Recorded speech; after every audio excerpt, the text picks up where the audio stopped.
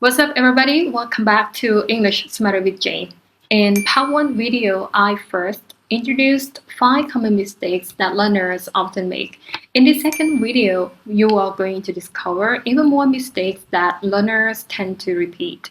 This lesson is vital for both students and teachers, as I'll help you to understand not only what the mistakes are, but also the reasons behind them and how to correct them. Now, without further ado, let's dive into it. He can sing very well. What's the mistake? The verb sings is the mistake. The correct way to say this is he can sing very well. Remember, after a modal verb, we use a bare infinitive. Bare infinitive, as you have already known, is a base form without to. So base form doesn't have es, s, or ed ending. Number 2, I am here since 3 o'clock. The mistake is the verb am. The correct sentence is I have been here since 3 o'clock.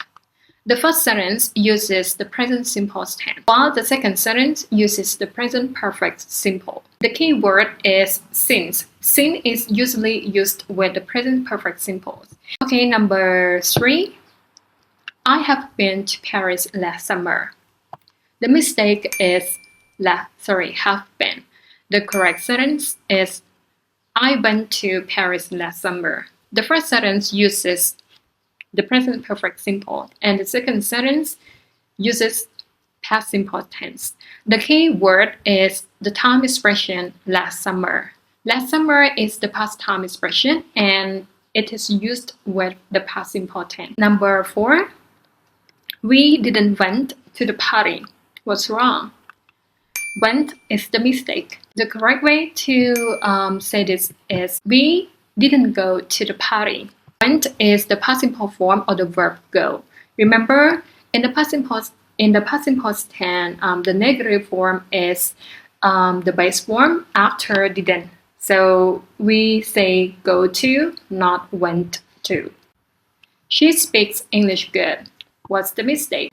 This sentence can be understood when you say it, but it's just not grammatically correct. The mistake is the adjective good. How to fix this? She speaks English well. Because good is an adjective. Adjectives are used to modify nouns or pronouns, not the verb. So we need to use an adverb, well, instead of the adjective good.